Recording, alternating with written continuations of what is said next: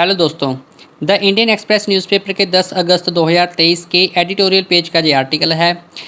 इसका टाइटल है सम laptop questions. इसको लिखा है प्रताप भानु मेहता ने।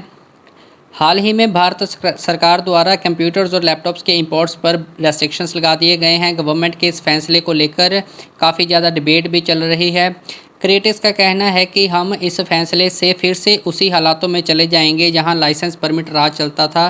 मतलब कि अगर कुछ हमारे देश में इंपोर्ट हो रहा है तो उसके लिए अलग अलग गवर्नमेंट डिपार्टमेंट से लाइसेंस लेना होगा, जो कि एक बहुत ही हेक्टिक प्रोसेस है और अपनी मनमानी करने वाले अफसरों के आगे पीछे घूमना पड़ेगा।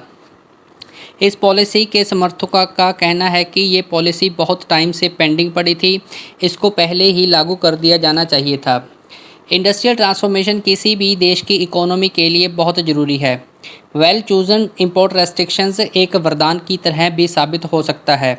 अगर हम ग्लोबल कंटेक्स्ट के हिसाब से देखें तो भी ये पॉलिसी बहुत सही साबित हो सकती है, क्योंकि जियोपॉलिटिक्स और सिक्योरिटी रीजंस की वजह से लैपटॉप्स और कंप्यूटर्स की मैन्युफैक्चरिंग अपने ही देश में होना बहुत ज़रूरी है। क्रिटिक्स का मानना है कि इंडिया को इकोनॉमी के जनरल फीचर्स पे ज़्यादा ध्यान देना चाहिए, जो कि इकोनॉमी को कॉम्पिटिटिव बनाने में हेल्प करेगी, ना कि ऐसी पॉलिसीज जिसमें किसी एक इंडस्ट्रियल सेक्टर को ज़्यादा फ़ायदा हो।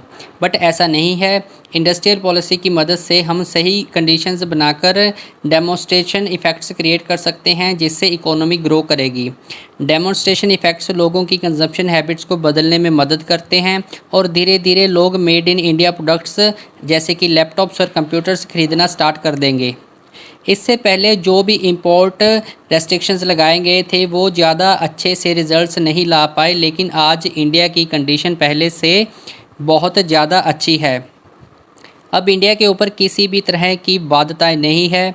एनर्जी, लॉजिस्टिक्स, ह्यूमन कैपिटल और जियोपॉलिटिक्स के मामले में इंडिया काफ़ी ज़्यादा सक्षम हो चुका है। इंडिया का मार्केट साइज़ भी इंडिया को बाकी देशों से काफ़ी आगे ले जाता है।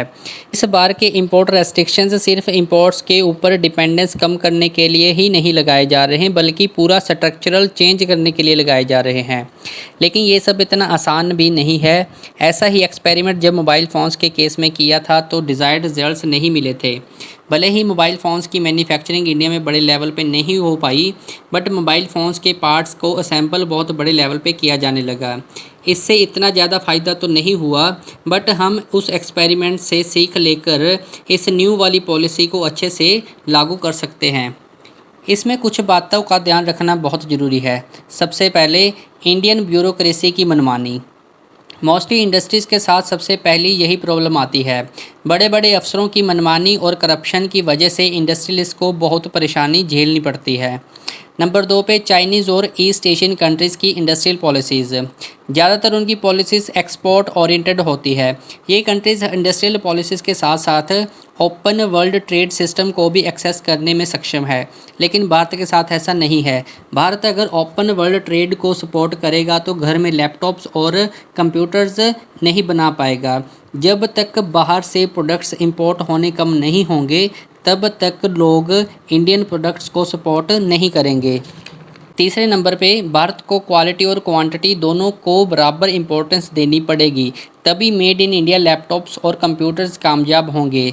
ऑटोमोबाइल्स की इंडस्ट्री में भी इंडिया के एक्सपोर्ट्स बहुत कम है। वो भी इसी वजह से है क्योंकि भारत में बनने वाली कारें वर्ल्ड लेवल क्वालिटी के मामले में पीछे रह जाती हैं। इंडस्ट्रियल पॉलिसी देश की इकोनॉमी और लोगों को बहुत प्रभावित करती है।